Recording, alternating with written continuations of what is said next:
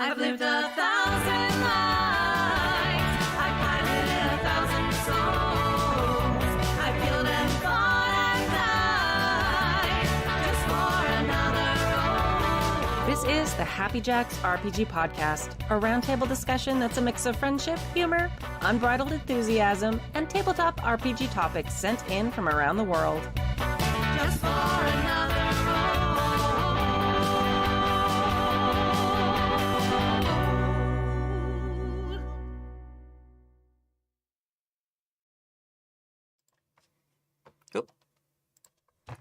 Hello, and welcome to Season 35, Episode 24 of the Happy Jacks RPG podcast. My name is Kimmy.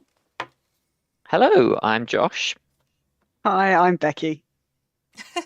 And today we are talking about Black Armada Games, which is where my guests are from. We're also going to read an email from Paul, who is asking about solo games. And then from the archive 2018, Scott asks how to make 7th Sea 2nd Edition fun for his stepdaughter. If you'd like to contribute a question or story to the show, you can email us at happyjacksrpg@gmail.com. That's happyjacksrpg@gmail.com. Or you can post in the mailbag channel of the Discord, and you can find that at happyjacks.org/discord. Announcements. JackerCon 2025, which is our online free to play convention, is going to be held the week of August 4th through the 10th. Most of the games are generally happen on the weekend part of that, but we decided to spread it out for friends in all the time zones since we have people from all around the world playing. We already have a couple of games posted. Every game is required to use safety tools. It's all free to play. And we have like the strange kind of community where we have more GMs than players. So if you want to just come play games, people will be very excited about that. Don't feel obligated to have to like GM a game to play a game. We've got plenty of games that will be happening. So you can find that if you join our Discord at happyjacks.org/discord. And we moved the Happy Jacks website to a new hosting service a couple of weeks ago. And it broke all the old show links. It was super great. So I spent the last week changing over every episode from over 60 actual play campaigns that we've done in the last many years and fixing all the old show files for the actual plays. So our actual play feed is all functional again. I have not barely begun scratching the surface of our advice show backlog and our one-shot backlog, but just be patient. If anything is before 2022 and you're clicking on it and it's not working, just be patient.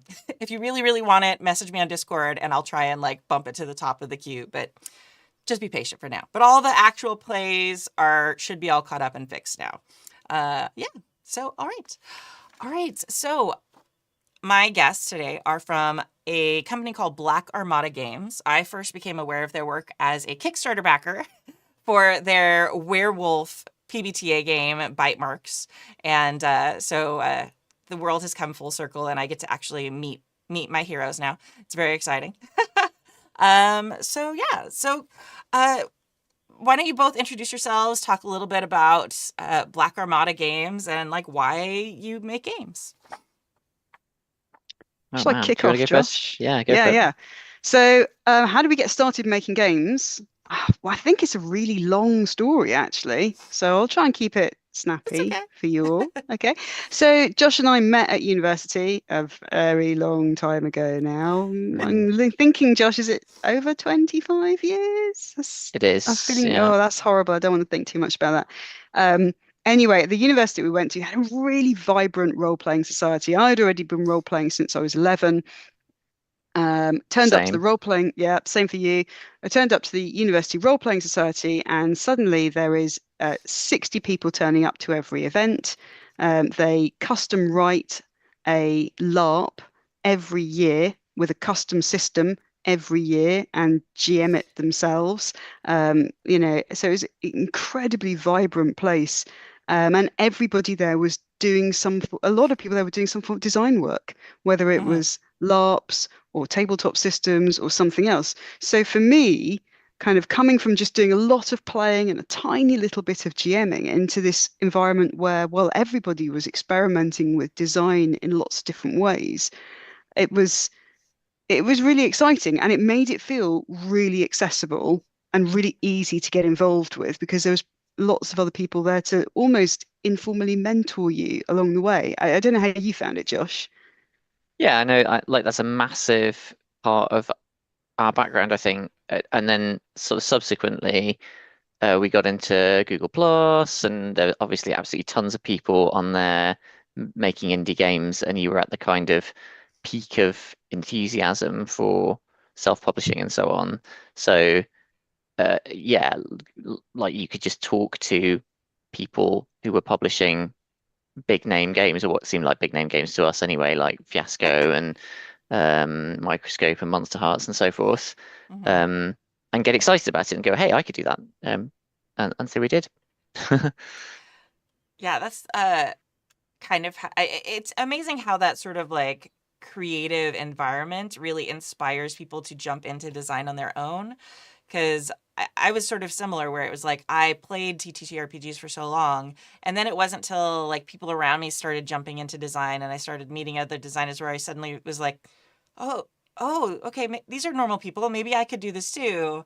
So it's just, I don't know, I feel like it's that way with all art, though. Like the more creative like environment you're in, the more new ideas and the more encouraged you feel to try new things. So, what was the first game that you two worked on together? Together. Together, the first game that we wrote together was LARP. It was Okay. Yeah, I called, was gonna say. yeah, it was called Colony. Hmm. And it was played over 3 terms because this was back at university. So I had 3 terms. The first term, the ship had crashed.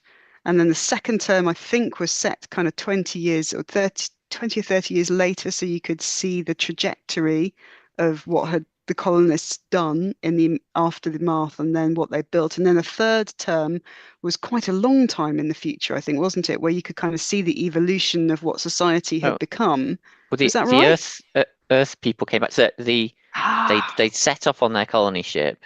They'd messed it up really badly, so that the all of the landing, the pods that were supposed to land didn't land when they were supposed to. So it was a total Hmm. chaos. Then we got fast forwarded, and then the people from Earth who had in the meantime developed better technology showed up and invaded, and they had to Uh, fight off an invasion from Earth, basically. So that was fun. that's so cool. So you designed it around the terms in school, is what you mean? Yeah, that's At right. That's so university, yeah. cool. The teacher in me really appreciates it. That's cool.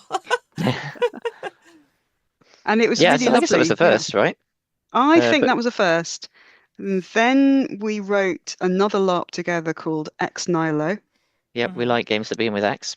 We like games again. We like games set in space. Hmm. You Yeah, know, I spent the accurate. whole of my Me childhood being too. really, really into fantasy, and then I hit my late teens, early 20s, and I was like, no, it's definitely all about space now. And I think that's stayed with Space. us, hasn't it, Josh? It's all the space. Yeah, totally. I guess the first one we published together was Lovecraft-esque, though, right? Yes. Yeah. And I remember really clearly actually how that came about. I remember that I had written a really weird indie game called When the Dark Is Gone, which got published by Pelgrane Press in an anthology. And I remember that year I had gone to Dragon Meet, I think because it had been released maybe that year. So I'd gone down to kind of Dragon Meet to see everybody who worked on it, and that was really awesome. And I remember buying a copy of Stealing Cthulhu by Graham Walmsley. And Stealing Cthulhu is just, it's a fantastic book. If people like horror games, but specifically like cosmic horror games, then I highly recommend you buy or get a copy or a PDF of this book if you can. Because what Graham does is it's not a setting and it's not a system, it is a breakdown of the story beats in a Lovecraftian or a cosmic horror story from the perspective of somebody who would be looking to mimic those beats in a role-playing game.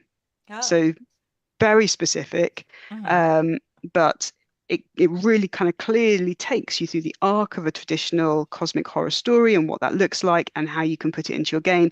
And he's originally wrote it, I think, to say whether you are running Call of Cthulhu, Trail of Cthulhu, Cthulhu Dark, any of the other million Cthulhus, of which one is now ours, Hmm. using this formula will allow you to craft a story which is closer to what that sort of story is like in the fiction. And, Hmm. and what I mean by that is that when we often encounter Call of Cthulhu or a similar Lovecraftian role-playing game, it often tends to be a party game where there's a party going out and investigating. And of course, the reality of most of these stories is that there's a single, I wouldn't say protagonist. We don't use the word protagonist because in these horror stories, the story happens to you. You don't direct the story in any way. Yeah. There's a single person to whom the story happens, and we follow their journey. And he was saying, let's pull it right back to that really horrifying, terrifying model. So I bought the book. I read the book. I immediately turned to Josh and said, this is a blueprint for writing an indie story game based on Lovecraft's work. And we looked around, and I think Tremulous existed, but it was doing something very different in that space. And there didn't seem to be a game that was actually doing what the very clear pattern that I saw in this book. And so I said to Josh, well, clearly we need to write that. Yeah, that's amazing. So often it seems indie games spring from a void and something that the person wants to have themselves, and then they look around and they don't see what they want exactly. So I am constantly fascinated by how very specific experiences are created with indie games, because that is like exactly what the person designing it wanted to do and like the story you wanted to tell. And that's a great resource too. We get so many questions on this show about mystery stories and like the how to build the tension and how to, as a GM, weave in like clues and things like that for the party or the player or the hero or whatever you call them to go through and find. And it's an art. It's a very specific type of story to create with whatever system you pick. So the system has to support it, but also GM design and kind of planning is also so vital to that. That's very cool. Yeah, and we are super into mystery games, so yeah, always You just have interested to come on more. Mystery So games what in do you- space. In space, yeah. I preferably. am also on a big space kick the last few years with designing. I don't know. I have theories, but so that was the first one you published. So what did that jump look like for me for just making games and making LARPs to then deciding to publish this one? What made it different that you wanted to dive into the wild world of publishing that is so fun but also stressful? Yeah, I guess so. We had published stuff before digital only, because that's easier, right? And put it out like free, I think, on G Plus, most of it. But I G guess it was, Plus. yeah, G Plus, the good old days. We Pour could one talk out, for hours friend. about Yeah. that. Yeah. RIP. Yeah, I guess we just entered the world of designing games and putting them out publicly at just the right time, because it just looked really easy. You had Kickstarter. You could see how you could kind of walk into Kickstarter, and provided you made a good pitch and had a good plan, you could just make a game. And yeah, well, I guess we're just arrogant and thought, yeah, we can do that. I think we got into a lot of communities on G Plus, as Josh said earlier, where people were already doing it. So, very quickly, it was just so open and democratized. And I remember very quickly, I was following Jason Morningstar. He was following me. I was following a whole bunch of other designers. I remember I started writing at one point for, I think, it doesn't exist anymore, but a blog called Women in Gaming. And through Women in Gaming, I got to know Emily Care-Boss, Meg Baker. Gaming as women, that's what you Gaming mean, as isn't it? women, that was it. Yes. That was it. Yeah. But I got to know Emily Care-Boss, Meg Baker, and a whole bunch of other people. And then obviously all adding each other on G Plus. And suddenly you're seeing conversations where everybody out there is doing it. And you think, well, it can't be that hard. And I think there's also something else that back in those very, very early days when Kickstarter had just started and people were just starting to do Kickstarters and crowdfunders, there wasn't any sense of, if I don't make $80,000, if I don't make $100,000, it's a failure. It was, if I fund this, it's a massive success. And Yeah. funding targets were pretty low. I remember our first Kickstarter, we tripled our funding target, and I think we ended up funding it, I want to say £13,000 Oh, around wow. that. $15,000. Oh, wait. $15,000, was it? No, it was £15,000. You're right. But anyway, whatever. But that's so like today's numbers, people would consider that low, but to us that was like mind blowing. Yeah. You Yeah, it was know, I brilliant. mean, that's so still like very respectable, like yeah. absolutely for an indie game. And So we but like funded absolutely everybody and their dog to write for us, which was amazing. We were able to hire such a lot of cool people who we really wanted Yeah. oh writing for yeah, us. we had some great writers, and so I really put it down to coming into G Plus at just the right time, where that Kickstarter community was very accessible, very easy to join, and just seeing everybody else do it makes it feel so possible. In fact, I do remember when it came to writing my second ever game. I remember, I think Dr. Jessica Hammer, I think it was her, had done a piece of research that said that showed in the indie community that of the number of women that produced their first game, very few went on to write a second one. And I remember reading that and going, well, I better get on with writing my second one then, hadn't I? Because I don't want that to be me. And I found that, it's just little things like that, which is really, I thought, quite inspiring. Yeah, absolutely. There's the people who have been watching or listening to the show for a while. I have this thought about TTRPG design being very similar to folk music, and we were chatting a few minutes ago before the show started about like my folk music background, where for the most part, I mean, there are some college courses you can go take in folk music, but it's more about specific to like specific cultures and things like that. It's hard to go and like just like you can't take classes in folk music and learn to be a folk musician. Being a folk musician is very much something that you learn in a group or a community or from another person. It's like oral tradition handed down. And I feel like that is where TTRPG design is right now. You learn it from other people who are doing it. Like they're starting to pop up. I've had a few people reach out about, oh, I'm teaching a class in game design now. So it's starting to be something that maybe is possible, but for so long it's been just this community tradition. You learn it from people who have done it, and by doing it yourself and making mistakes and not doing those mistakes next time. So yeah, I think it's a very exciting world to be in because people, maybe because it's taught in that way, that oral tradition sort of way, people are messing around with it all the time. Nobody kind of feels like there is orthodoxy obviously, but it doesn't feel an impossible to break orthodoxy, and people are happy to kind of go, oh, I'll just try doing something different. I'll make a game that involves a Jenga tower. I'll make a game that throws out dice and randomness altogether. I'll make a game that has no GM, etc., etc. And that's a really exciting place to be. Mm-hmm. Yeah, I've been really involved in the Game Manufacturers Association for the last like 2 years, working on some of their committees and stuff. And the RPG space in the tabletop industry is really unique because we have so much flexibility. Like there's so many other things like with other types of games and things where they have specific expectations, where it's like for us it's like, okay, I'm making a little book.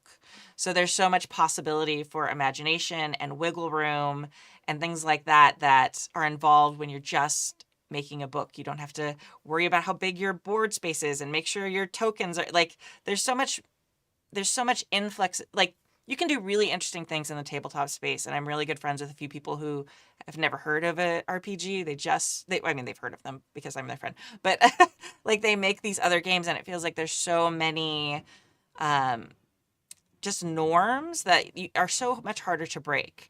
But it feels like RPG, because of its kind of oral nature and that it doesn't have all these components. It's like, okay, some dice and maybe some minis depending on your system, but most systems now know you just can do so many things because the limit is sort of what you can get your players to imagine.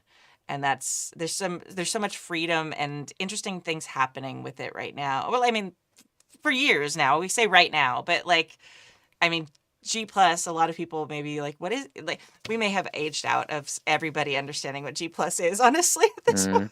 Yeah. So I don't know if we can say like right now, but I feel like I don't know, the last decade or so. Like, I think since online communities really took off, like the indie design for RPG has just kind of been really taking advantage of that ability to create communities. Yeah, and I think there might be another reason why RPGs are so flexible as a form. And that's because often in our home games, we're so happy to change the rules if they're not working for us. Like I've Mm, played board games where the rules haven't worked, and I've very rarely sat down. I think we've done it once or twice, but I've never really sat down and gone, well, I'm just going to rewrite the rules to this board game until it works for me. I've gone, well, that board game didn't work. That's a shame. Let's get mm, Pandemic out again. But in role playing, it's it's not only normal to adjust the rules on the fly if it's not working, it's expected, it's cultural, it's sort of, you often hear when people talk about D&D, and I have a lot of problems with, I think, the way the D&D system is designed, and when I've spoken about them, people said, oh, well, but nobody uses that. So it's actually it's embedded in the culture that Mm. if a rule's not working, you change it. If your home group don't like this aspect, you house rules it. And I mhm. do wonder if that kind of sense of freedom in the rules not working, well, we'll just fix it ourselves. That DIY sense is what has led to the flexibility. Yeah. I I definitely think it wonder. makes it more Yeah. accessible.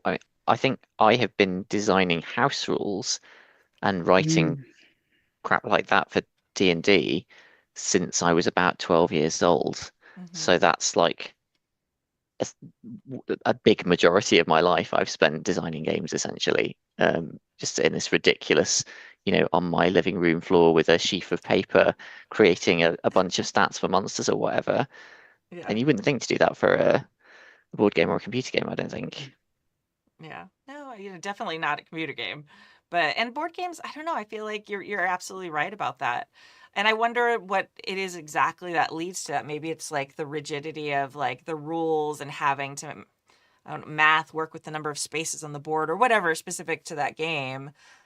I also sometimes wonder if the amount of rules in an RPG, which it's so much more than most regular games, like if Mm. there's just an mm. acceptance of, oh, I don't actually expect you to have all 200 to 500 pages of that book memorized, so it's okay if we kind of just like fill in the gaps that in our memory, if that's birthed the culture of like kind of house ruling.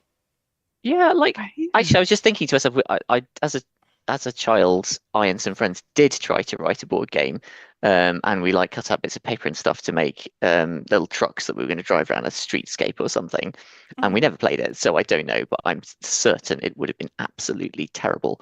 Um, and I think the difference is that I guess computer games and board games are both expected to be seamless. So like one rule leads to a move, leads to another rule. There's no point at which you go, oh, what should we do now? Whereas in Mm, TTRPGs, that happens all the time. You're constantly having to just sort of go, okay, what now? And Mm. maybe you'll pick up a rule and use it, or maybe you'll just say, I'd like to uh, move south down this corridor and see what's down there. And there is no rule for that. It's just okay, GM, tell me what's happening and get on with it. So that it doesn't have that seamless kind of that the rules are like a little toolbox that you can draw on when you need them. Hmm. Do you think there's also something about the story element in that you're so immersed in the story when you're playing a TTRPG, you're all collaboratively immersed in the story, and perhaps the way you aren't Mm, in, say, a board game. Although I mm. know some people get very into the story of board games, but you're very immersed in the story. The next story beat's about to happen. The rules are perhaps a little bit unclear about the next story beat because we have so much freedom in TTRPGs to take actions in this big sandbox that you Hmm. have to make a ruling. And maybe that sort of sense is we're in the story. I'm going to make a ruling, and I'm going to make a ruling which makes the story more interesting, not less. And we're all caught up in it, and nobody's really that fussed about it. So we'll just go with it.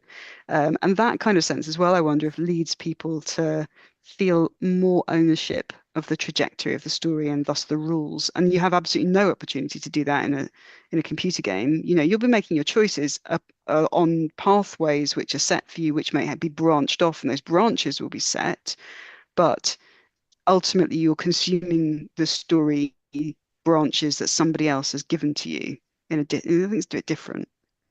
Yeah, no, I definitely think so. Like an RPG, you can play the same RPG many times and get incredibly different stories and get incredibly different experiences, have a whole new character, have a whole different life, have a whole different tone to everything. But for a board game, at least a lot of the board games I've played, there are some board games I've played that have RPG elements, and those kind of sometimes tie in a little bit more variation. But board games are kind of designed for the most part, and most tabletop games are designed to give you a similar experience every time. Even there are some that are like I've played. I mean, I guess it's an RPG. I don't know. There's a game I love called The Companion's Tale, which is sort of a board game, but also more of an RPG. Like it's got like elements, so it's very different every time, but that's because of the RPG elements that have been added. So I feel like there's also a design intent difference now that I'm kind of like thinking about it in this discussion with you, where a board game is meant to be played and have a similar experience every time. Where an RPG, while it is the same setting or the same tone of game, like a Lovecraftian game, for example, or a cosmic horror game, has beats that are similar, but it can be very different depending on what exactly you're facing, where it's located.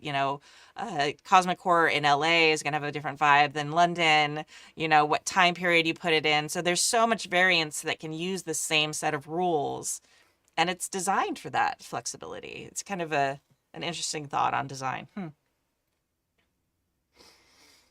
All right. I love this, but we should probably talk more about your stuff. So what does your creative process look like when you like from idea, like where do you usually kind of like, I hate asking the question, but I always am curious about where people get their ideas. You were talking with your Lovecraftian game that it was kind of like the gap you saw that you kind of wanted to fill. So is that usually where your design process starts, or where did you get started on your space stuff too?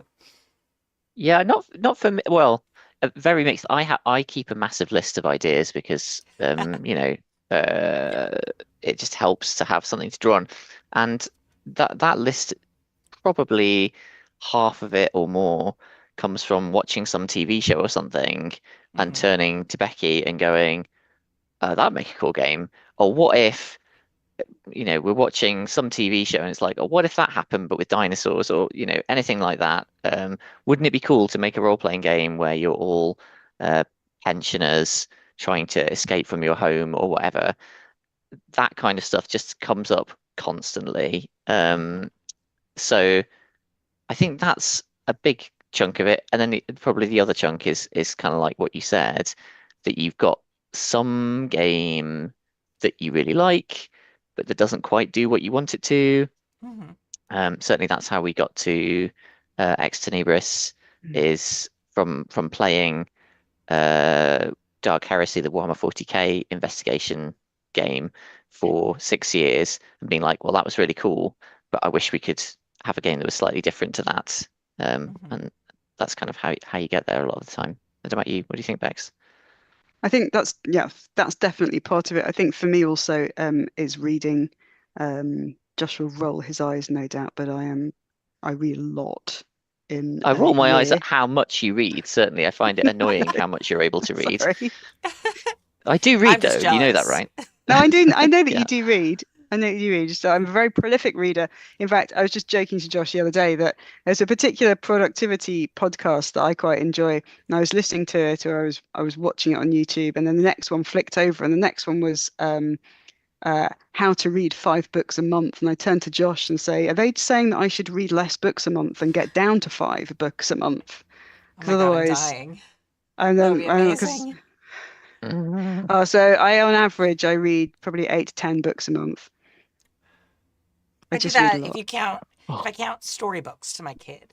But So I Yeah. read a lot. I have I books do that I count love. storybooks to my kid, by the way. I have a list that I Okay. keep, and they go Okay. in there because that's a book. okay, it counts. Okay, then I do count. They I count. read at least 5 books a month then. They do, Yeah. it's fine.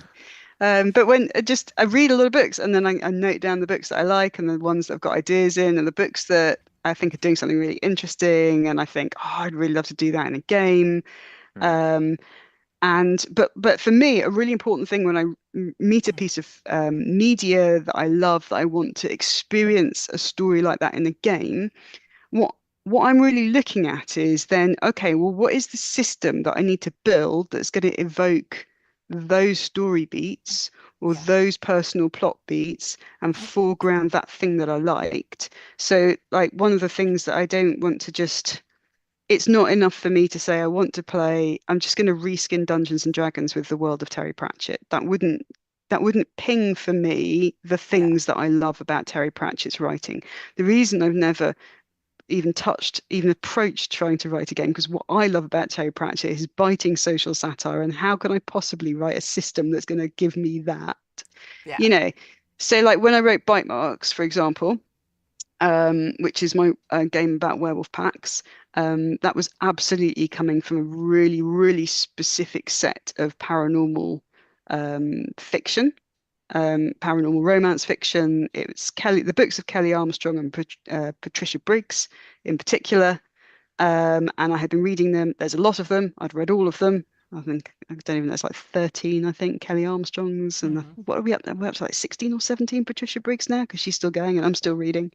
But there was something about the way that the packs worked in those books that I found really, really interesting. And so then I was thinking, okay, well, I don't just want to reskin Dungeons and Dragons with werewolves. I want a game with a system which is going to foreground this bit of the book that I'm really loving. So that's, I think, where it comes all the way back round to system for me, and why I'm designing systems and not just writing settings of my favorite media. Yeah, that's 100% right, isn't it? Same with Last Fleet, was from watching Battlestar Galactica and going, I want a game that reinforces that kind of cycle of ridiculous, over the top, stressful drama. And I was just thinking about Chekhov's Angels that you wrote, which is basically from a joke we kept making every time we watch a movie together. Somebody will pick up an object and we will go, oh, that's Chekhov's fire extinguisher. Someone's later going to get sprayed with that fire extinguisher. And then we watch Charlie's Angels, and that's like full of Chekhov's objects, and they pick up, like, I don't remember, like some garden shears or something, and you go, uh-oh, someone's going to get their head cut off. And so then Becky wrote an entire game with the mechanics are just based around picking up silly objects and using them to do silly things. I mean, I don't think that I should discount how much I design games to make my friends laugh. Or I have 100% designed some smaller games because we've got a very particular play group that we do a lot of gaming with. And I've 100% designed some of my smaller games because I wanted to see what certain people in that play group have done with the game, how they approached it, what gonzo stuff they did with it, or things like that. So I feel like I'm lucky enough to have a large set of friends who also double up as muses. Yeah, same. 100%. I think it's often how much the playtesting and just playing with your friends influences design, I think, is something that isn't talked about enough, because there are vital components to every one of my games that would not be there if I didn't have the set of friends I have that play things and break things as well as they do. So I know, oh, that's broken. Okay, this needs to be changed. And they are so great about that stuff. And it really just informs the overall tone and how the game functions. And I think it's really, really important. And having those muses being as you're designing or as you're writing, picturing oh, I know what Joey's going to do with this move. Okay, this is going to be great. And I have moves in my most recent game that weren't in there. And then someone did was like, oh, I feel like my character would do this. I'd be like, well, yes, that playbook would totally do that. Here's a move that will now be in that playbook thanks to you asking about it. And I just, it's close to my heart, and I love that. Yeah, I think I totally agree with that. And in fact, the exact same thing you just described happened to me in the game we're currently running of my current working project. A player sort of said, oh, I want a move that allows my noir detective to have a voiceover, talk, have his inner monologue, have a mechanical effect, and it was like, yeah, brilliant, let's do that. Yeah. I think one of the big challenges for me as a designer is then looking beyond that and being like, okay, I've written a game that works incredibly well for my group. Yeah. Now I need to think about how's that going to work for a group that isn't my group and who don't necessarily, because to them, everything I write is like a really obvious red button for them to press. That might not be the case for everybody. So yeah, that's a fun design challenge, I think. Yeah. Very much the same. I have a very theatrical, very drama loving like groups of friends that I play test with. So yeah, like when sometimes I like when I'm taking it to conventions and stuff and playing with strangers, things that I thought were super obvious. Like clearly this is like the inter-party conflict mechanic. Like they just avoid it and you're just like, but no, that's why it's no, hit the Yep. button, please. And like you finding a way to make the button like glow brighter and like for everyone is like, sorry, I'm taking your button metaphor like way over the top, but you get what I mean. It's all buttons, fully. Yeah. Awesome. Cool. And so right now, what's your current project and what's your big focus right now too? So big focus is my game, and Ex Tenebris, which is I mentioned before. It's a gothic space horror investigation game. Kind of think like Warhammer 40K without the fascists, maybe something like that. Your official investigators of demons and other supernatural things in space. In space. And yeah, you have to say it like that, right? So yeah, we've got a crowdfunding campaign coming up on that, and so that is like the over. We've there's been a long period in which we were designing it, and now we're in that. The run up where you're kind of getting everything ready and checking all the numbers in your spreadsheets and so forth. And Yes. Becky's being excellent at the promo side of it. So we're kind of working as a team on that. I think that is one which was definitely inspired by quite a lot of different books as well. In fact, I've been thinking, Josh, we need to get all the Yeah. books out and stack them up and take a little photograph of them, because whilst obviously there's kind of a love for Warhammer 40K in there, there's also, I think, a lot of DNA from Dune. I think there's Yep. DNA from Aliens, which is mine and Josh's joint favorite film. Nice. Just for me, just pips the thing at the post, but it does pip it at that post. But also, I am a huge fan, and I made Josh become a huge fan of Gideon the Ninth and Nine Fox Gambit by Yoon Hai Lee, all of which have this kind of sense of blending the magical and the science in really, really interesting ways. So you have that sense of you're not entirely sure where the science ends and the magic begins. They are two slightly different things, but there's a continuum there. And also, I think there's a lot of themes in Ex Tenebris talking about some of the games that were written that have that kind of personal drama element. One of the themes in Ex Tenebris that I really love is in order to save people, how far down a dark path are you going to go? And how are you going to grapple with that? And how are the people around you going to propel you down it or pull you back? I think there's an awful lot of great fertile space in there. But maybe, Josh, you should talk more about the mystery system, because I think it's the mystery system in Ex Tenebris that really sets it apart from some of the other stuff that we've played in the past. Yeah, I just have to say too, like just looking at the Notify Me page, the art is so beautiful. And it's interesting like browsing it as you're sitting and like mentioning all your inspiration, because I'm seeing little elements of like you can definitely see a little bit of aliens in the art and this and that. It's just like this very cool melting pot of all the things you just referenced. Sorry, I didn't mean to Yeah. interrupt you. You definitely talk about the Yeah. mystery system, but I'm a sucker for good art in a game. So I'm just like, oh. No, and we should shout out our artist, Juan Ochoa, who has been brilliant at sort of drinking up the vibes that we're talking about, and all of that art is obviously his work, and you can see how he's absolutely understood what we're going for, and more coming from him soon. So Yeah, excited to see that. Yeah, it looks like there's 6 archetypes or playbooks. What do you call them for the system? Oh, yeah. So they're currently in the book. They're referred to as playbooks, and I am wondering whether to give them a slightly more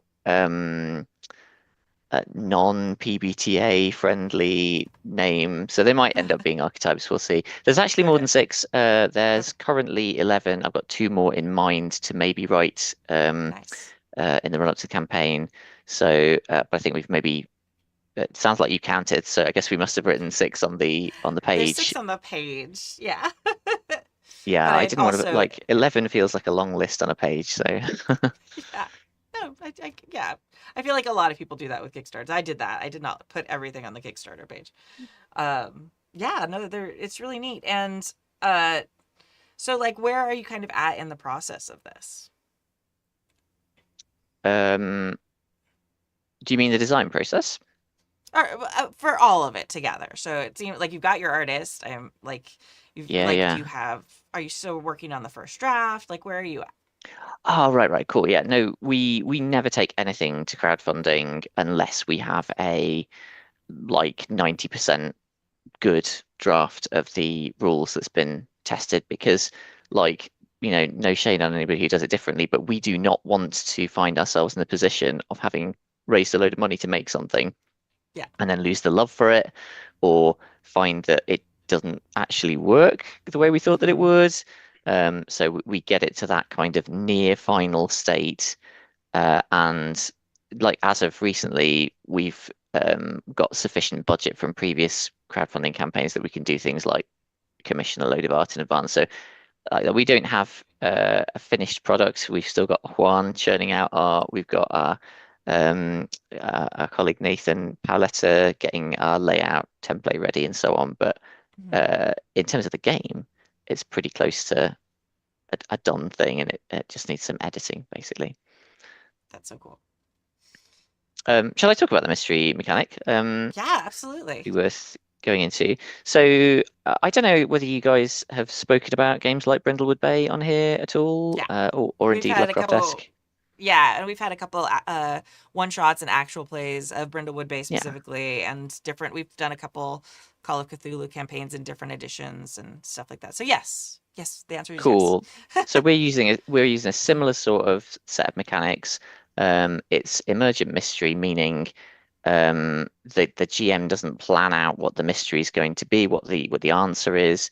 They don't have to do a load of prep at all. In fact, every mystery is written with like lists of clues and intriguing characters and locations connected by a central mystery, for want of a better word. Mhm. Someone's people are being murdered or what have you, and you're kind of like, well, how is this? Who's responsible for this? And then the GM improvises using the prompts in that scenario, the specifics of the mystery as they go. What is different from those previous games is we've incorporated ideas from our own game, Lovecraft-esque, Mhm. and a key mechanic in Lovecraft-esque is called leaping to conclusions. In fact, I might take a step back and talk about Lovecraft-esque for a moment. So in Lovecraft-esque, it's a GM-less mystery game, and the challenge with a GM-less mystery game is like, how can you make a mystery that makes sense when you're all making it up as you go? Yeah. And the answer in that game is you leap to conclusions. You secretly write down on a piece of paper what you think is really going on, and then you make sure that your contributions are based on that theory, and you update your theory as you go to reflect the clues that other people are creating, so that at all times everyone has their own personal idea of what's going on. Nothing happens for no reason, and from that kind of magic of each having a secret theory, a mystery emerges that nobody planned and no one could have predicted, which is Mhm. amazingly cool. Um, or I should say, I have folded that idea back into a GM's game. So in Ex Tenebris, the GM has their own theory, the players have their own theory, and you update it as you play. And whenever the players roll the dice, if they roll well, their theory influences what the GM does. The GM goes, okay, I'm going Ah. to listen to what they've been saying and create a clue that is going to fit with that. And if they roll badly, they're going to get a clue that are like, oh, that doesn't fit with our theory because the GMs use their theory instead. Interesting. That's cool. Is that what you wanted me to cover, Becky? So I've got Becky telling me Yeah, to I did. feeding I me did want lines. to kind of bring out that this is an investigation game and it's doing something really interesting and it's supporting the GM to improvise the mystery at the table in some really, really interesting ways. I think also as well, Josh, I'm right because I know I'm right because I've played this game and I've written some stuff in it. So I'm just going to say, yeah, I'm right.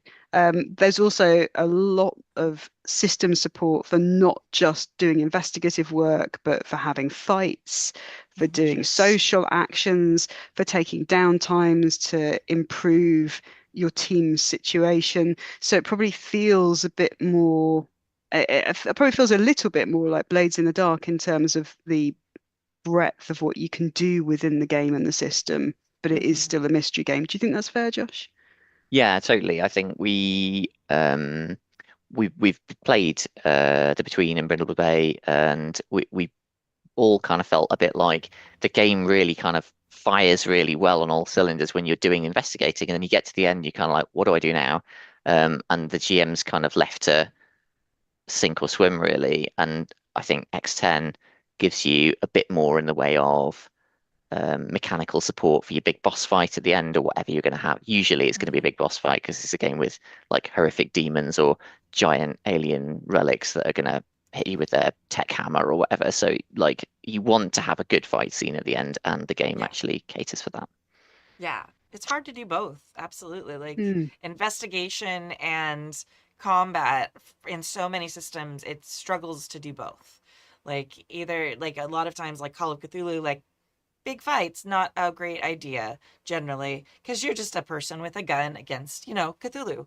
Um, but yeah, I love that you took that because that's a lot of times people want to do that too, even if the game isn't designed for it. So you end up just going into a fight and being like, oh, I guess we're all done. Okay.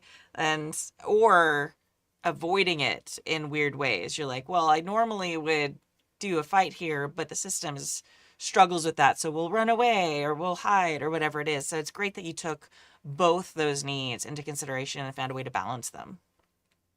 Yeah.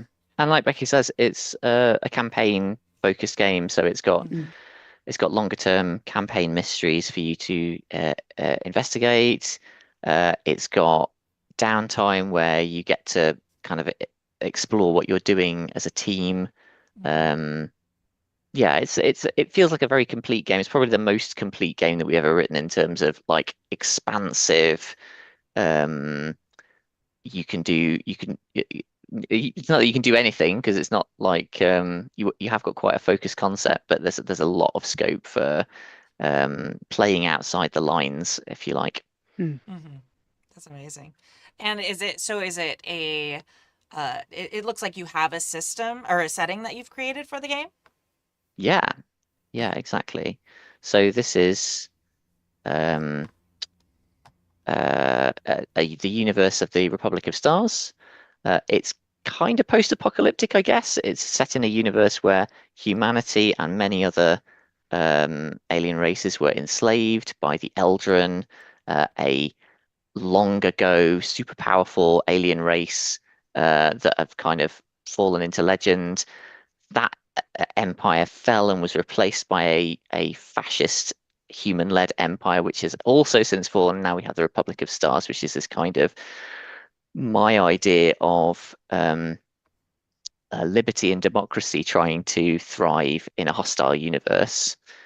Gee, what is that like? It's such a strange Yeah, concept. it's hard to imagine, right? Really, yeah. Sorry. So you've got that. And the reason I wanted to do that is because I felt like I want to be I want this kind of same sense of cool. I'm a cool official investigator that you get being an inquisitor or something like that in Warhammer 40K, but I don't want to be working for the enemy. Yeah. I want to be trying to protect something that I think is worth fighting for, and people who trying to save people from bad stuff rather than just say we will now nuke this planet from orbit because it's just there are too many demons now. We should just kill everyone. Mm. So yeah, it's like you are ethical space investigators, I guess. But it's a universe that's full of ancient alien relics. It's an old universe where there've been lots of prior civilizations. Space travel is only possible through this weird psychic soup called the Tenebrium that's full of demons and the souls of the dead and ancient gods and things like that. So there's like a universe that's crammed full of bad stuff for you to get your teeth into. That's so cool. I love that. And I love kind of the mix of like religious or magical mixed with alien and space, like demons and things like that. That's fascinating. And the souls of the dead. That's very cool. Sorry, I'm getting all excited. Yay. Awesome. Very cool. And like what's the timeline for that?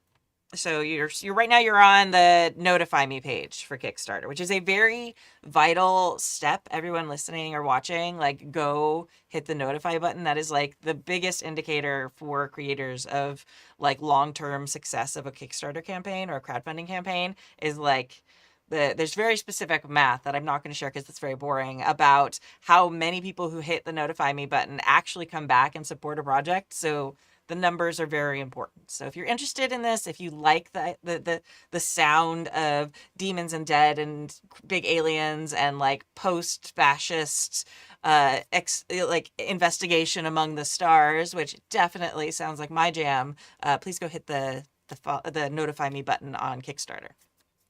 Yes, please. Yes. And if yeah, you're not, we if you're sorry, wait a second. If you're listening right now, I did drop the link in the show in the chat. But if you're not, if you go look for I think you could just look for Black Armada Games on Kickstarter, and you should find it. yeah, that's probably the easiest way. Yeah. Yeah, we're planning to launch the crowdfunding campaign in September. Okay. And yeah, hopefully, deliver the game sometime in 2026. So excited to get started. Yeah. That was my goal when I kickstarted my game in 2024. I'm like 2025. Oh, tariffs.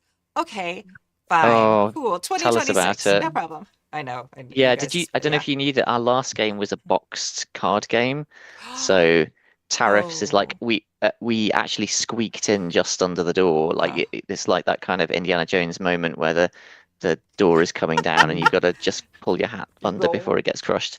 We were So we like missed. watching the boat. We were tracking the boat We live, were watching it coming in, every going, day. Oh, oh, please get there under the wire. And it just hit the port with like a week or two to go before the tariffs oh, came in. And I've I'm just, so glad. oh my gosh, Yeah. we However, were very lucky. we now don't know whether we're going to be able to do a reprint. It's been Yeah. very popular. It's going to sell out.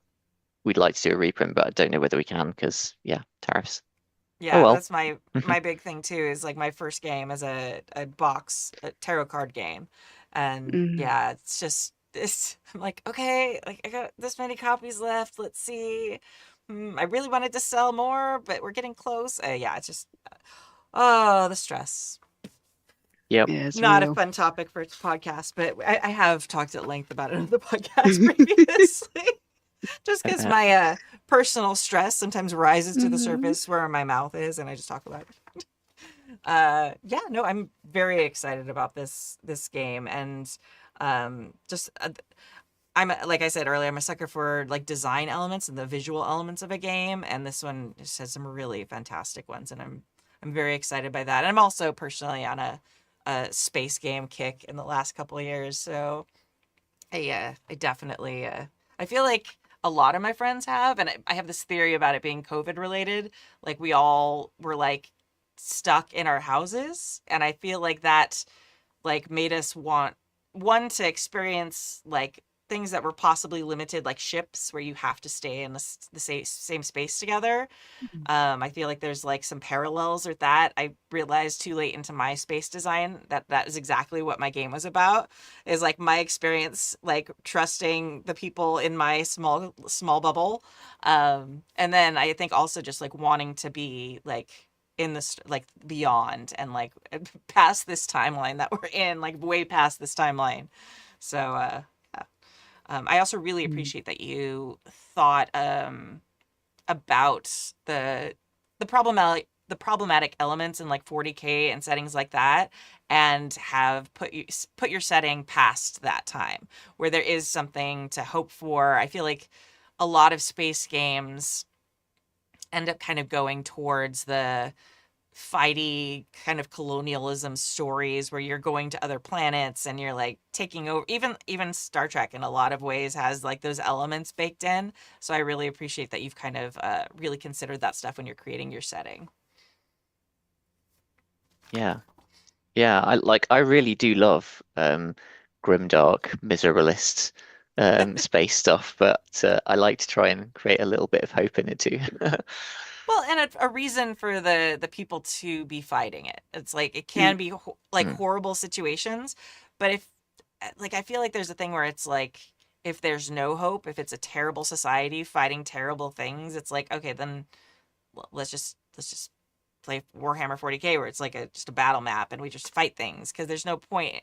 I don't know. It's harder to want to play a story in that in the same way you do with a lot of. I know Warhammer has their RPG, but I haven't personally explained. Most of my experience with Warhammer is just like the battle game, and the wargaming. But yeah, no, I appreciate trying to push beyond that and having a bigger, deeper story to tell where there is conflict of people wanting to do the right thing and also having these dark elements and having those two things clash together, which I think is really important. If it's everything's bad and everyone is bad, then why do we care? Yeah, that's exactly it. Yeah. So awesome.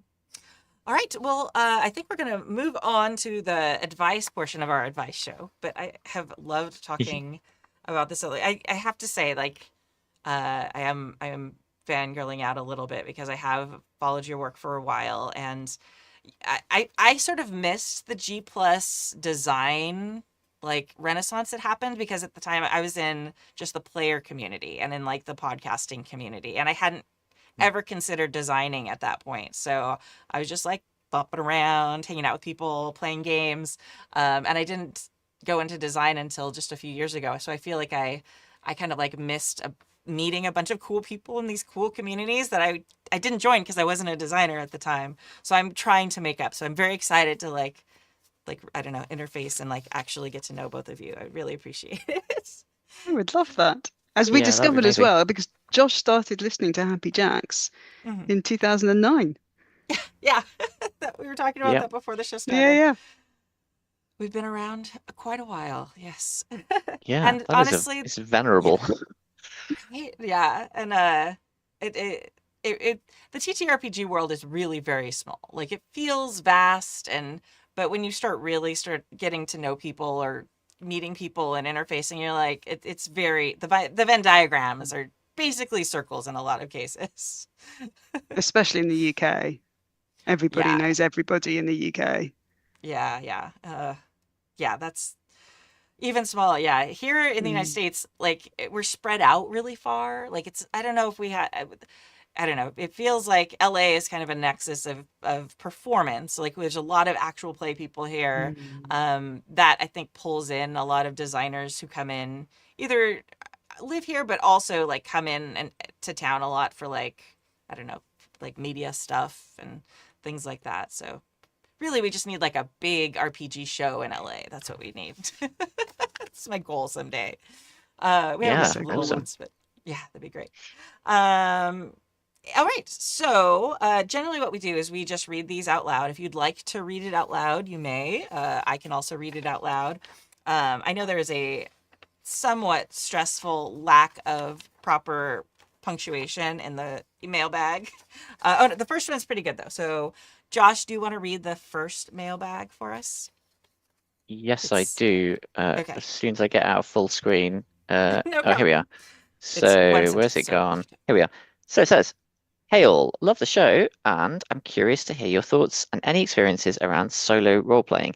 Have you tried it? Did you like it? And or how does it feel for you?"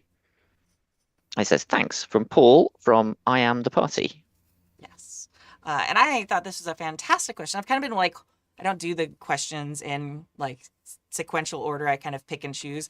And both of you have so many amazing solo games that you have designed. I thought this would be great to have our first question today. So what is your thoughts about solo role playing? And this can also include like design elements since both of you have designed solo games. You should go first, Bex. Shall I go first? Okay, Yep. so obviously I love solo games. I've played a lot of them. I've designed quite a few of them. And I think that solo games really kind of rocketed off during COVID. They definitely exist before, and I had played them before COVID. I think the first one I played is called The Beast, and I think that came out in 2016. I think that was one of the very early ones.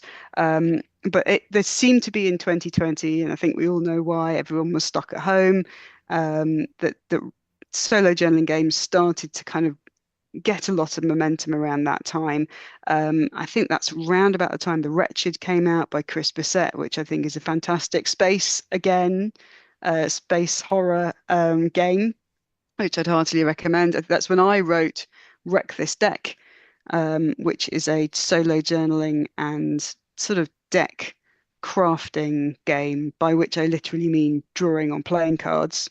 And I think that do you know I did it partially to annoy Josh. Really? This is often happens. We were playing Pandemic Legacy, and I hope it's not too much of a spoiler because Pandemic Legacy 1 has been out for quite a long time now, so That's fine, yeah. we were playing Pandemic Legacy 1, and there's a point in the game where you have to rip up a card, and Josh just refused. He was supposed to rip it up. Well, it was in his hand. To be and clear, he refused to do. I didn't understand why we couldn't just take the card and put it on the side and say that card's no longer in the game. Why do we have to physically tear the card in half? I was upset by the unnecessary destructiveness of that act. Well, I anyway. snatched it straight off him and ripped it in half. And I think there's something really interesting and exciting here about the idea of destroying board game or deck elements that we're not supposed to do. And that was one of those. There's a long list of inspirations for that game. I think if I had any advice around solo journaling, I would say there's sort of, I think, two main types. I think there's solo journaling games which are completely open-ended, where you can keep dipping in and out of them for as long as you like. And that's definitely, I think, I have a game of Alone Among the Stars, which I've been dipping in and out of for a good 3, maybe even 4 years now, which I just kind of keep on the back burner. And then there's other games which have a very, very defined story arc. So going back to The Beast, you draw so many cards over so many days, you complete a particular story arc, and when the arc is over and you've been taken through the story, that's it, the game is done. I think they've both got strengths and weaknesses.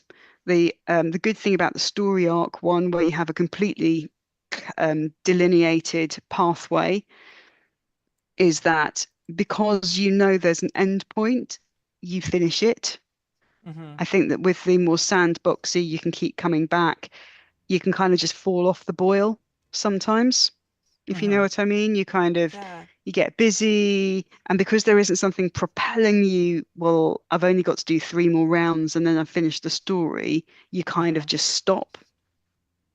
But then, of course, the advantage of that type is you can pick it up again later and you can have much longer form writing. So I like both. They both kind of scratch very different itches for me. And yeah, but I think the interesting thing, I was on a panel at Dragon Meet last year with Chris Bissett and a couple of other people as well. I think Taylor Navarro, Samantha Webb, and Chris Birch from Odysseus.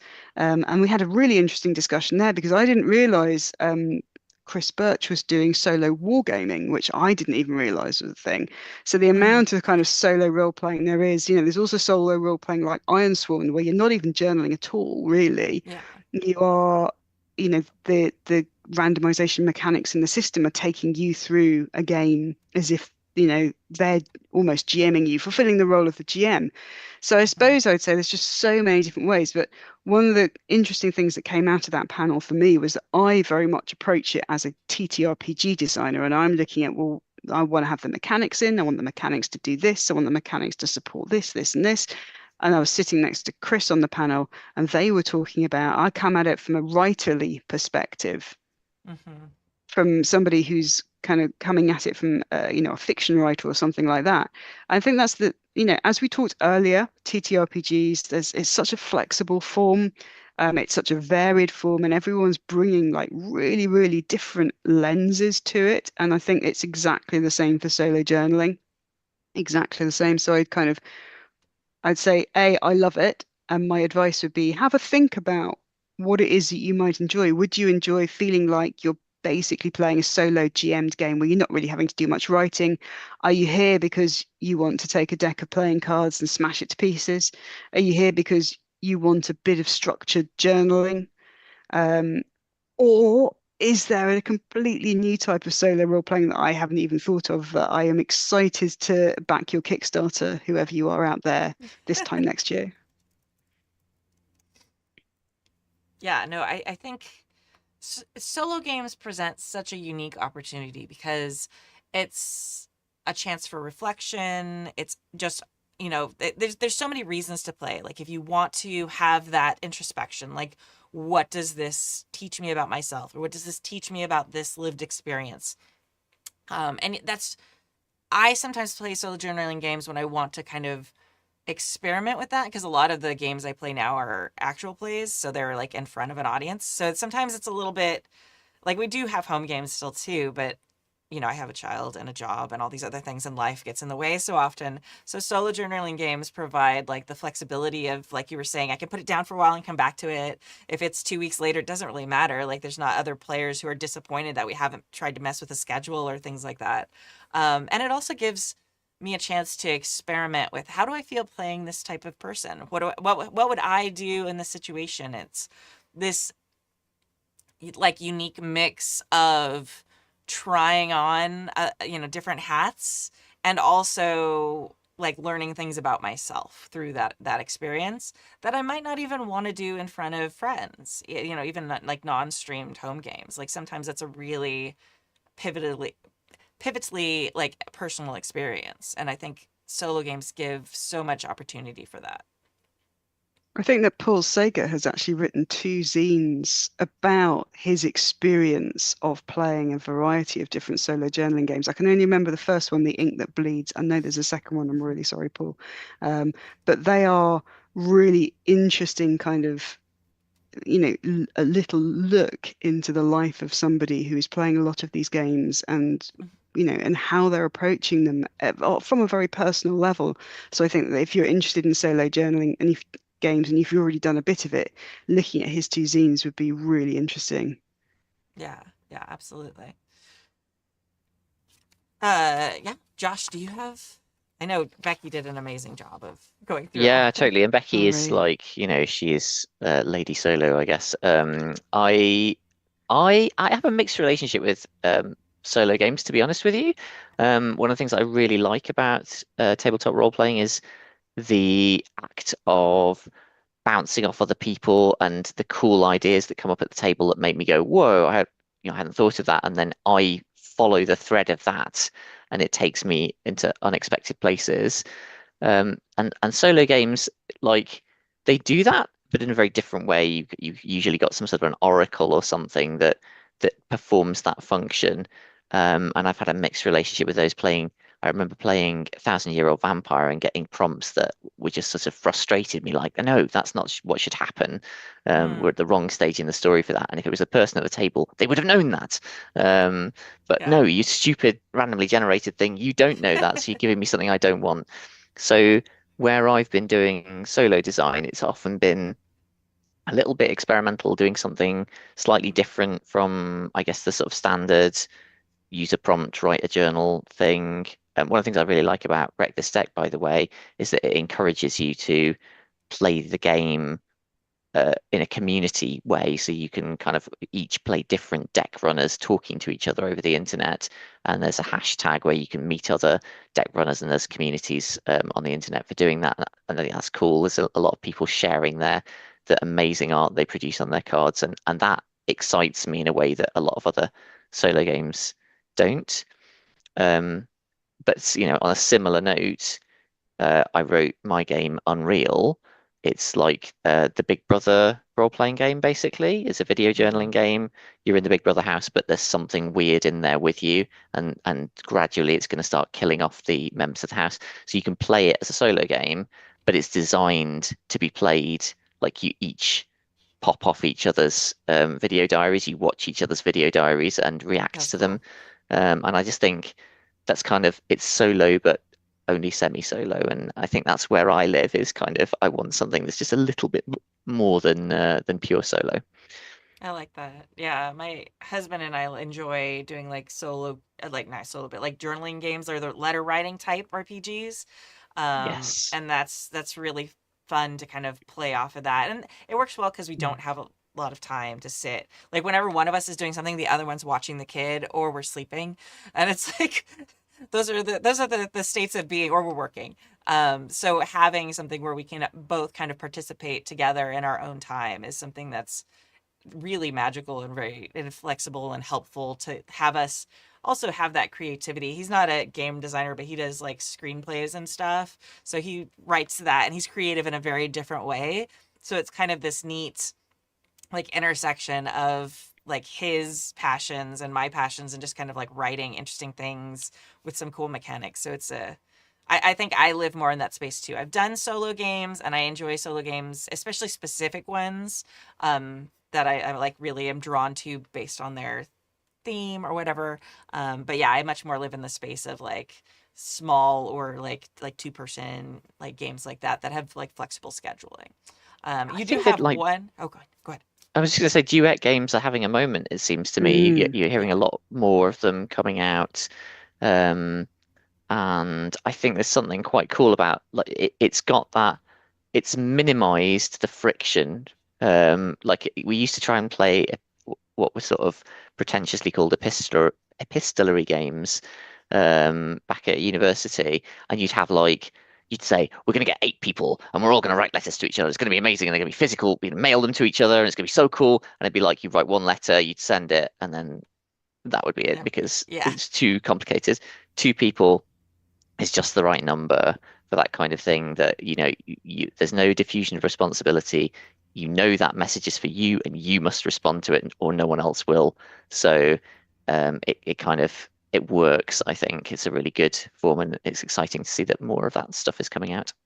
Yeah, I think technology has made it so much easier for that too. Like, yes, Mm. ideally we would write hands by letter and send them or leave them on the fridge or whatever for each other. But sometimes it's just like, okay, like a running Google Doc where it's like, this is my letter, this is my reply. So I could literally like bring it up on my phone if I have to. If I'm like waiting for a doctor's appointment in the waiting room, I can like participate in those moments. It's not as evocative. It's not as whatever, of the vibe probably. But or even by text message, or a lot of people I know play in Discord channels and stuff like that. Like it's made it so in our very modern, fast moving lives, we can participate in those quick moments where we can steal the time back to things we love in our, late capitalism society, where we can do that. So I think that is also one of the reasons we're seeing a bit of a renaissance with that is the accessibility and making it something that people can do with minimal disruption and minimal preparation. I think Now as you do well, a have. lot Oh, of go ahead. I was going to say, I think a lot of good duet games can also be soloing journaling games because you can write both sides. So I've Mm. Yeah. recently finished a run playing a solo variant of The Almanac of the Sanguine Past by Rory Montford, which is a letter writing game between werewolves, That's cool. which I highly recommend. But you can play it either way. And I was also thinking of Against Time and Death by Nick Bates, which I played earlier last year, I think, with Nick. I was helping him playtest the first round, which is just a lovely duet game based on This Is How You Lose the Time War. Yeah, Um, but you could very easily turn that, I think, into a solo game if you wanted. that's Yeah. amazing. Yeah. Although I have to say, so Becky and Nick recorded their run of Against Time and Death for our actual play podcast. So I got to edit it and listen to them playing their game, which was very fun. And I really love one of the things I liked about that game is um, you are playing cards against each other. So you each got a little hand of cards, and you're trying to win. It's based on this is how you lose the time war, or is it this is how you win the time war? No, it's this is how you lose the time war, You isn't it? lose, yeah. Yeah, where you're like these two multiversal agents fighting against each other, trying to rewrite reality. And you're playing your card and telling the other person what it is, and waiting to see whether they come back and just stomp all over you, or whether they narrate you winning, which I just think it was very enjoyable to listen to. That's awesome. Now I am also a soccer mom, so I was very intrigued by your Monster Ball game, your solo game about. Oh wow. Like I was just like looking through your stuff, and yeah. Can you tell me a little bit about why you decided to write a game about a game of a popular soccer-esque, or I'm sorry, football-esque monster sport? Why did I do that? That's a really great question. I really like. I'm a Blood Bowl player from back in the day. I have actually played. And for those who don't know, Blood Bowl is the Games Workshop kind of Warhammer universe, American football with orcs and ogres and whatever and elves. I have played that game inside the UK's central government offices, inside the Treasury building, because that's the kind of weird things that I did back in the day. And so I have a very real soft spot for that game. I was like, I want to write a game where you can do that and kind of follow your little guys playing their matches against each other. But I can't do Blood Bowl because I get sued. So obviously, I then walked away from that and thought I'll write something completely different that is definitely not Blood Bowl with the serial numbers filed off. Do not sue me, Games Workshop. And I thought, well, football, as we call it, or soccer, as you say in America, is sufficiently different, I guess. But yeah, it's like a neat little. Again, it's semi-solo, so you can play matches against other people if you want to, or you can play it against the dice, I guess. And you get to manage your own little football squad that will contain some elves and some goblins and some rat people or whatever, and play through the exciting moments of the match, and then manage your team in between matches. So yeah, it's a silly little game, but I like it. I love it. Yeah, no, I love it. I'm just learning about football from my daughter. She's 5. She's on her little like team, and she's like very into it. And also, LA recently, like in the last few years, has gotten a very prominent women's team, the Angel City Football Club. So there's a big like kind of renaissance among my friends, especially in the LGBTQIA plus community, who support Angel City, that it's like all of us are getting season tickets and starting to go. And so I'm learning all about soccer. So I was really excited to see that one. And I feel like there's definitely some people on the Happy Jacks crew who definitely would probably play that, and some with like some Angel City vibes on top of it. So very exciting. Sorry, Nice. I know it's like pulling it out of my pocket, this random tiny game. I'm like, sorry, let me question you about a game that you're completely unprepared to talk about, that I just happened to like notice because it's very niche to me at the moment. All my games are my beloved children, so you can talk about any. It's fine. I love that too. I always do the thing. It's like a few months ago, I was doing stuff for Starscape when that Kickstarter was going. I guess it was a year ago now, but it feels like because time has no meaning. And people were always like, well, what's your favorite game? And I'm like, well, I like this one and they're like expecting well, this is the game I'm making right now, so it's obviously my favorite. I'm like, well, this game does this really well, and I really love this about this game. And then they're like, okay, you realize you're on like a press thing? I'm like, yeah, I know. Sorry, I'm terrible at this. I love them all. They're all my children. Sorry, I just went off on that. Okay, awesome. Solo games, try them, do them.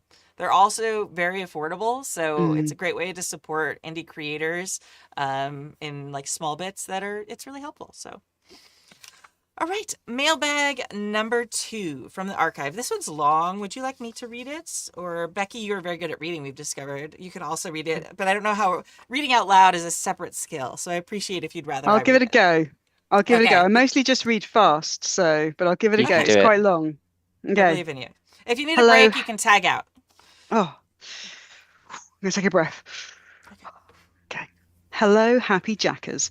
This is my third email to you, and I'm almost finished with the backlog, and the end is in sight. Approximately 12 episodes at the right time of writing this email. The Just so reason you know, for this is my from 2018, so there's been a Yep. bit more added since this time. Yes, sorry.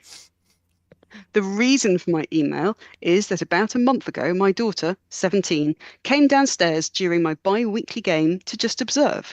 We are currently playing 7th C 2nd edition, and the players are all investigating a temple, searching for I want to say Cernith artifact that was discovered by their deceased relatives on a mysterious and isolated island. During the session, my daughter became interested in wanting to play and got excited when she got to witness the story unfolding in front of her. And I could tell that she wanted to be a part of it.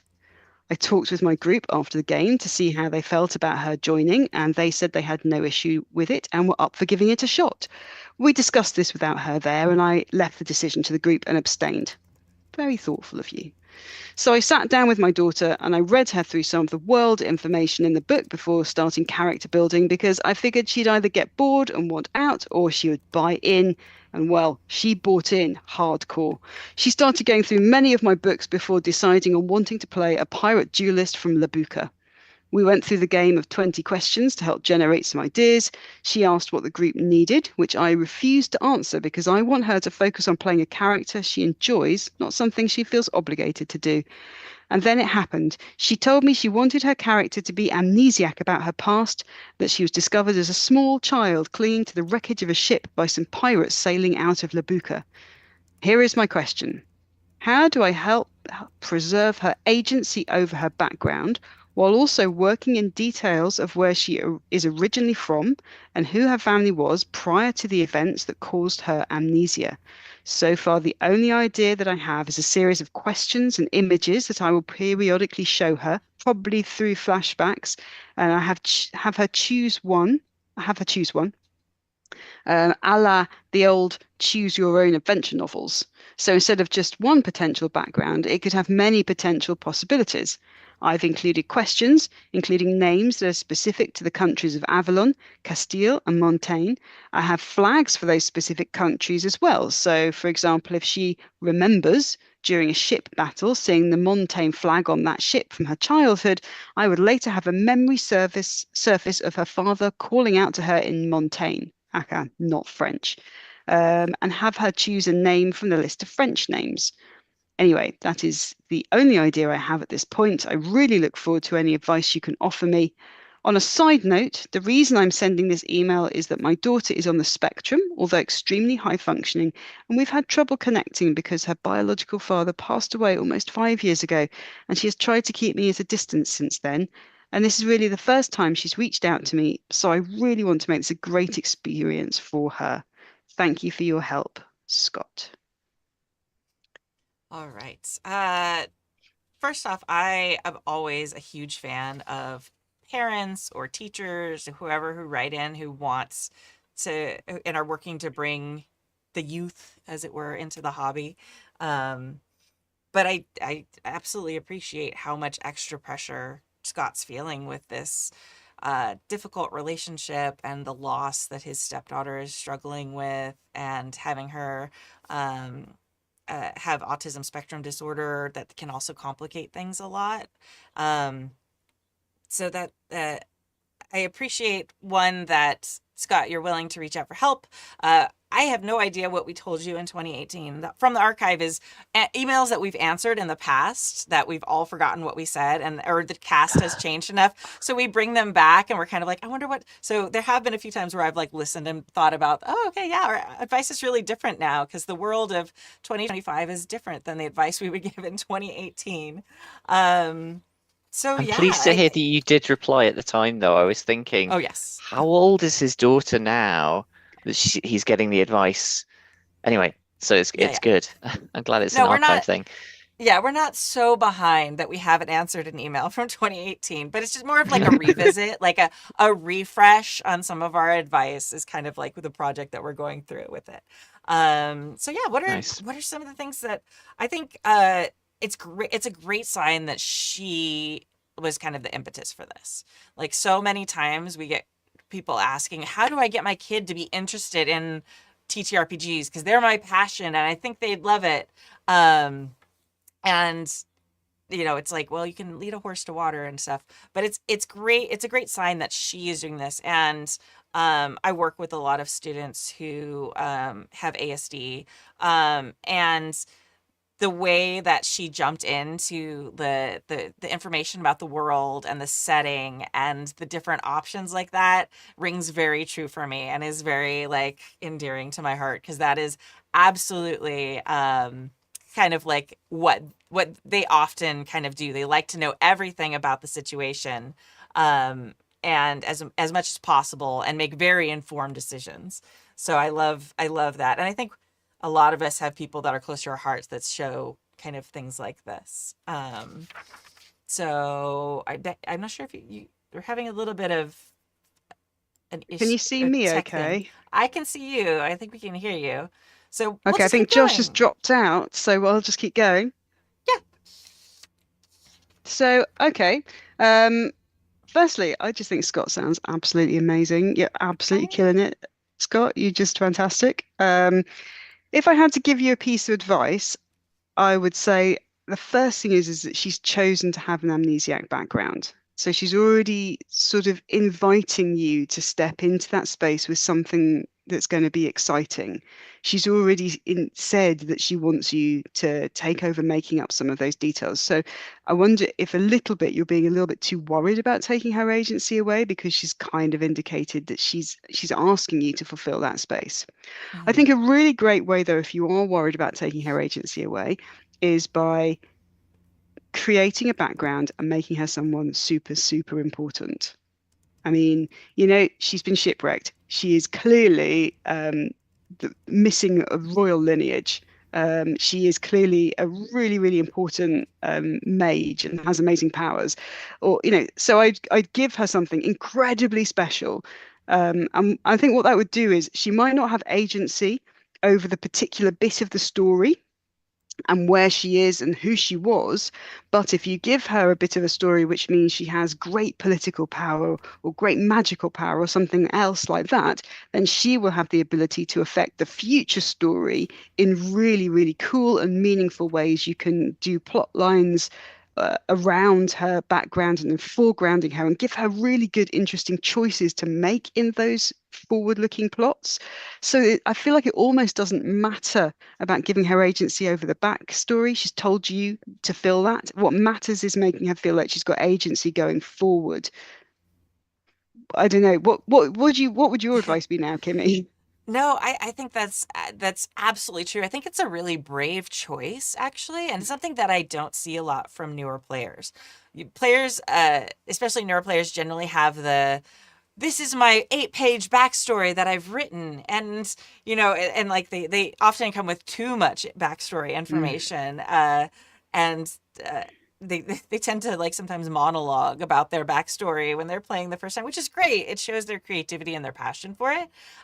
So I think this is a very kind of fascinating choice that she's made, and like her bravery and willingness to make this to hand over that type of power is really, really interesting, and it gives me like a lot of hope that in the time since 2018 she's become like this fantastic RPG player, because I could just see like if this is where you're starting and you're this brave with like choices at 17 jumping into this thing, like wow. And honestly, like I know you mentioned like how strained your personal relationship has been, Scott, but I think the fact that she's willing to hand over all this control to you is actually a very good sign about underneath her trust for you. And I get she's a teenager, and teenagers can be terrible. I was a terrible teenager. At 17, I was terrible to my parents. Not a bad person, just a teenager. And so I feel like you probably have a much stronger foundation with her than you might feel at the moment. So I can't guarantee that, but that's my first thing. Having worked with students and kids a lot, they they do not like being vulnerable with people they don't trust. And this is a huge sign of vulnerability that she's like, you make it up. That said, I absolutely love your idea about like kind of the choose your own adventure. I was also a sucker for the choose your own adventure books. Were you, Becky? Oh, no, I wasn't. Really? I'm gonna get cancelled now, aren't I? No, no. There's the completer finisher in me doesn't like Mm. feeling like there's paths that I didn't explore. Oh, see, I So would I'd just have go to do back the and whole do it thing. differently. Yeah, that's what I would Yeah. do. And then I'd always I be would keep worried that. that I'd missed a bit, and then I'd get really Yeah. stressed. Oh, I can see that. I can see that. Yeah. But I love I hadn't thought about this way of playing with like kind of like recovering memories in a game before, where you give Mm. them choices like visuals. I think that's a really creative, really and narrative way to fill those gaps. Like, okay, it's something, you're remembering a place, and then you show a picture of, a pretty cottage in a field, and a harbor with ships, and like the three very evocative things that match the setting for the game. I haven't played a bunch of 7th Sea second edition, so I don't know the specific places. Sorry, but like, and having her make those choices, and it sounds like she dove into the lore enough to make very Mm. educated guesses based on the images you show, and having her kind of make those things on the fly, I think is a really elegant and beautiful solution that the game designer in me is like putting in my back pocket for like possibly future use. I think Absolutely. that's I love cool, the right? idea of like you could just be at the table, you would just say, right, well, you're having a memory, there's this particular flag on the ship, and you just pass over 3 different pictures of flags and say, which of these 3 does it look most like? Yeah, I love that. I've pulled that as a GM quite a few times. I love having my players describe dreams to me, and then like Mm. weaving elements of their dreams like into the story later on. And sometimes they do it for me. Like I was running a One Ring campaign like a year or two ago, and one of my players described a dream where they had this glowing orb. And then later they fought this anglerfish monster, and they were like, I chop off its eye or its angler because I think it's the orb from my dream. And I'm like, well, yes. Yes, it is. Yeah, it's so good. I And love then, that of so course, much. it's so good, right? And then, of course, like I hadn't even thought of that. And then it's like ended up being this huge, cool element. So I just love like this like improvisational, but also like very visual. I don't know, there's a very cool tie-in thing with giving them options and giving them that agency in the story that then you can kind of weave in, whether you've pre-planned it or whether like it's an improvised thing. Like I love your flags thing. That's a really great example, especially with a piratey game. So clever. Yeah, so I it's really want to really know great. now because this is from the mailbag in 2018. So what happened? How did you I know, resolve it? Is she still role playing? I know, I What's want to going know so on? much. What is Yeah, happening? I want to know. Yeah. Hopefully Scott still listens and can like write in about Yeah, their epic, and then maybe the like she's become a famous game designer that we all recognize her name now, and like, oh, that's you know that would be amazing. Or a yeah, famous I mean, AP artist. oh yeah, absolutely, that'd be so good. Yeah, wouldn't um it? yeah, but I know I love this, and I love how thoughtful you're being as a parent. And I also love how thoughtful you're being as a GM, that you are this aware of agency. Because so many of the things that we hear about for our show are actually things where, like, agency has been ignored or forgotten or not prioritized by GMs. And a lot of times when we have players write in, they are writing in for advice on how to deal with those situations where they're feeling uncomfortable because they are feeling like Mm. their agency wasn't respected as a player, or a GM is writing and saying, I accidentally made this mistake where I ignored the agency of my player. So the fact that you are right off the bat, Scott, so focused in on that and making sure that she is having a good time, having agency, that's just, you're a great GM and a great parent. Good job. Good job, Scott. Good job. So yeah. Josh, welcome back. I'm sorry that you missed part of that. Did you have thoughts on the email, or? I mean, I did. I have no idea whether I'm going to be duplicating the heck out of what all of you That's said. fine. It's okay. My reaction was to think I thought Scott was on the right track. I liked the idea of offering choices. Personally, so I don't know quite how I would do this differently for a child, but for any player, I think I would maybe start by asking them, well, how much of your backstory do you want to be a surprise? How much of it would you like to be stuff that you can define with me? And I've maybe come up with some specific areas that I can, brainstorm what um, sort of yes no questions I can ask to elicit that. So like for example, we're going to have a cool tragic backstory for you. Do you want to decide what that tragedy is, or would you like to have that be a total surprise? And then work with them to kind of plan that out. But I really liked the ideas of his some images, choose one of them, and I would maybe then ask follow-on questions from that to kind of go, okay, you've chosen this picture of a small village on a mountain.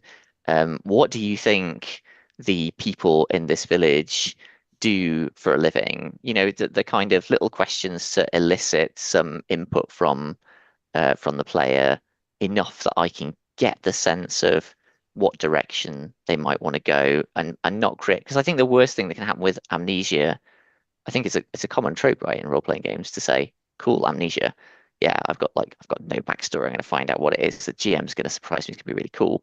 The danger is that the GM then gives you something that, far from being a fun surprise, is like, oh, no, that's not what I wanted at all. So there's just some way about kind of how can I, which is exactly what Scott was asking. He's clearly thought about this 7 years ago. That like, how can I figure out what's going to be welcomed, what's going to be a nice surprise, and that's what it should be all about, I think. I wonder if you I'd could also, sorry. Oh, go ahead. No, go ahead, Becky. All right. I was also going to say, I know this is 7th C, but I think one of the really great pieces of game tech that you can take from PBTA games and import into any game you're playing is asking players really specific questions during session to get them to flesh out little bits of detail. And this might be a really good pace to bring that over from a Powered by the Apocalypse system into 7th C. I've used it in running GMing Amber Diceless games, for example. So you can always say to the players, hang on a minute, there's something very strange when you enter this room. Can you just tell me what's wrong about this? And then they'll give you a detail which you can then weave in. Is that a technique that you could use here as well? And Yeah, I think so my absolutely. experience of GMing with my own kid when he was much younger is that he wanted to be the GM. Like, when I tried to make decisions, his attitude was kind of, no, I don't like that. This should happen instead. So in the end, that's what I asked him to do, is you GM me, because this is going to work much better. And he loved that. But I think those kinds of GM-ful techniques that invite input from the players is perfect for children, because they're not kind of socialized like we are to kind of sit there and wait for what the GM is going to say. They're already primed to say, yeah, I know what's going to happen. This will happen. It's going to be so cool. Yeah, no, I agree. I also kind of wonder, like for Happy Jacks, we have a specific lines and veils document that we use for our community games.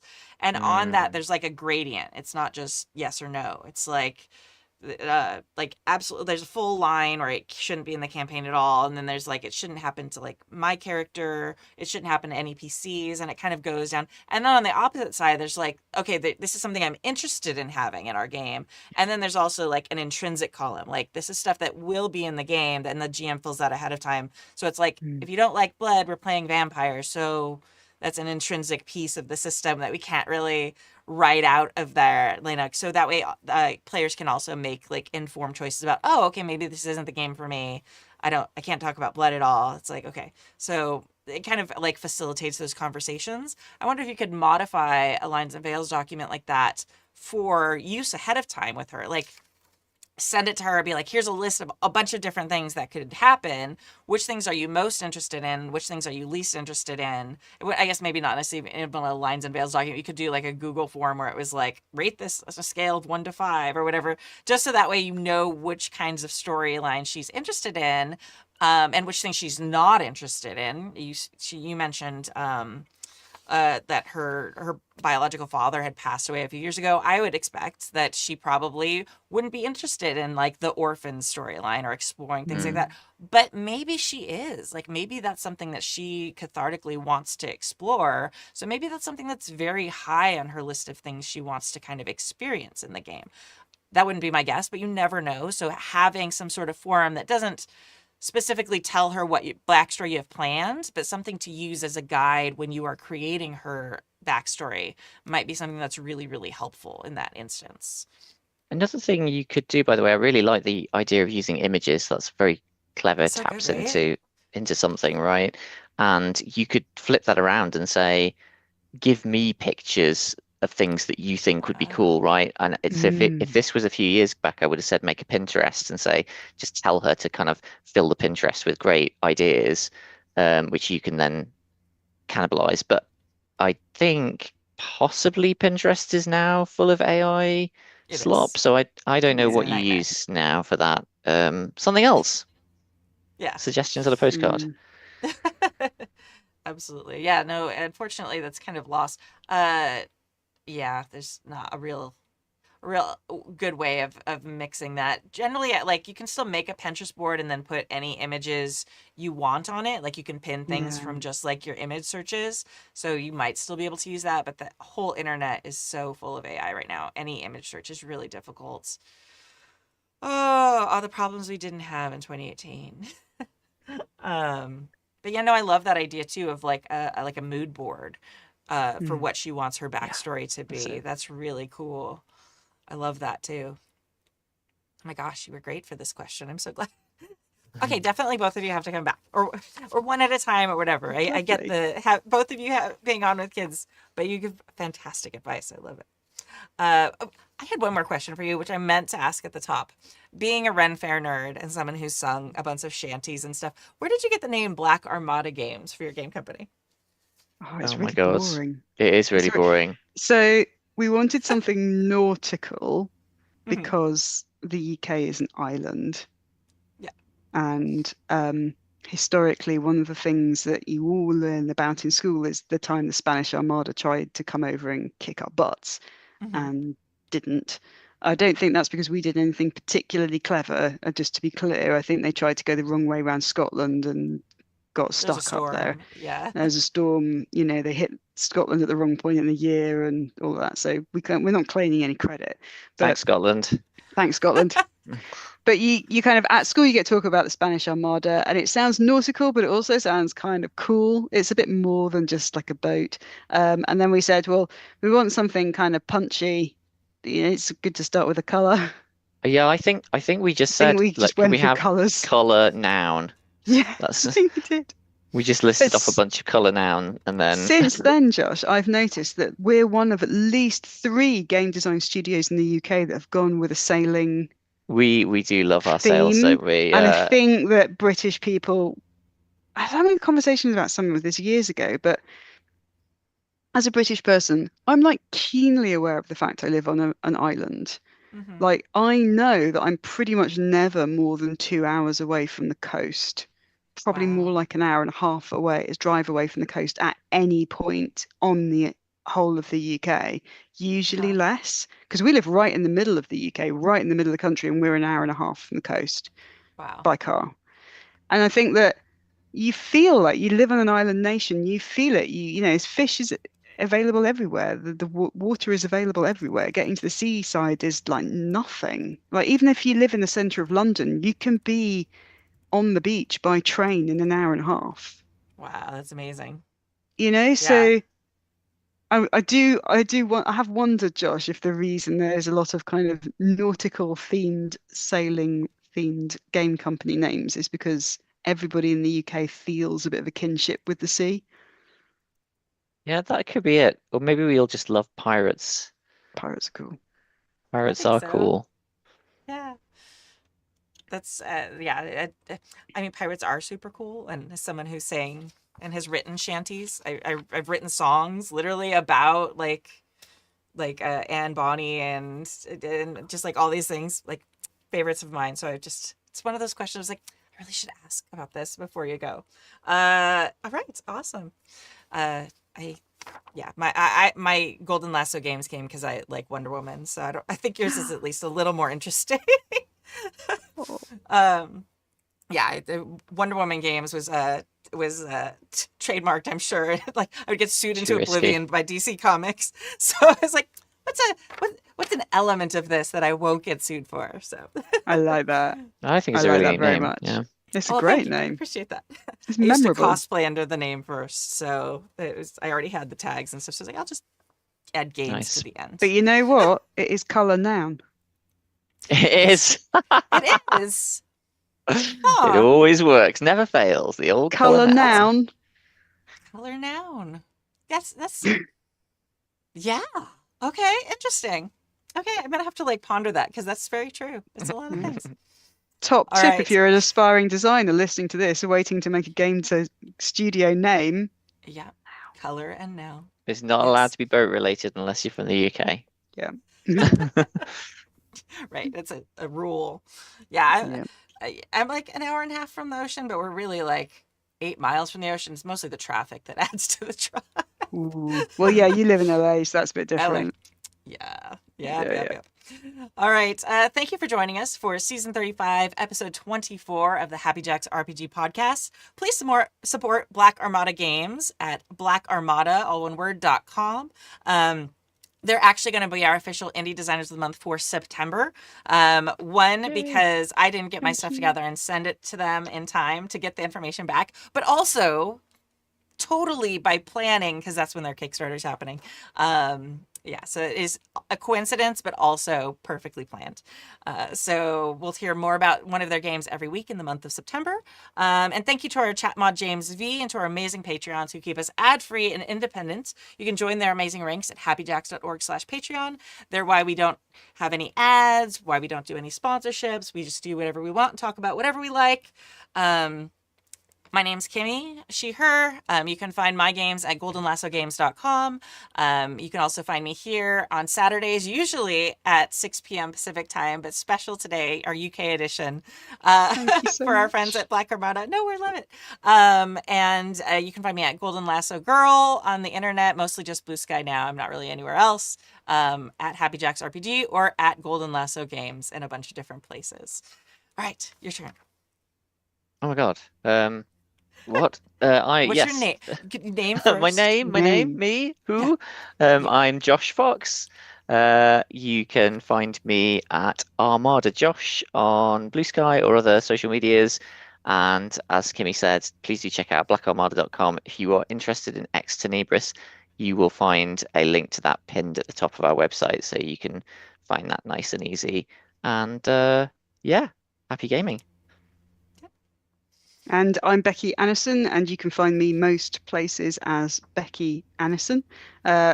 Blue Sky is absolutely where I'm most active. So friend me over there, and you will get a steady stream of food chat and occasional role-playing design. Awesome. All right. We're going to leave you with a song today. And going with our nautical theme for Black Armada Games, we're going to leave you with a song called Up and Away. It's about a apprentice to on a sailor ship and their first time in port. It's really like the lyrics of the song that my friend wrote are just wild, and it's just a great song. And it's by our friends, the world famous Poxy Boggards. Thank you all so much, and we'll see you next week. Bye.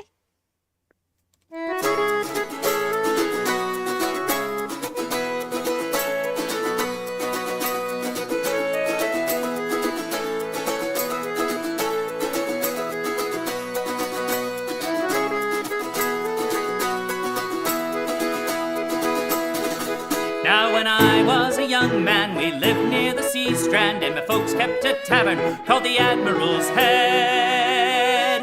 And old Salts by the fireside would tell of the seas wide, the far foreign shores, and the lives that they'd led. And it's up and away in the morning, oh the tears my poor mother has cried. But the sea it had called me, and you may say I'm balmy, but I went to her just like a bride. And it's up and away in the morning. Well, I walked into Bristol with cutlass and pistol, a new bosun's whistle and a swagger in stride. was indentured and embarked for adventure on a bright morning's tide. And it's up and away in the morning, with the wind to our backs we will sail.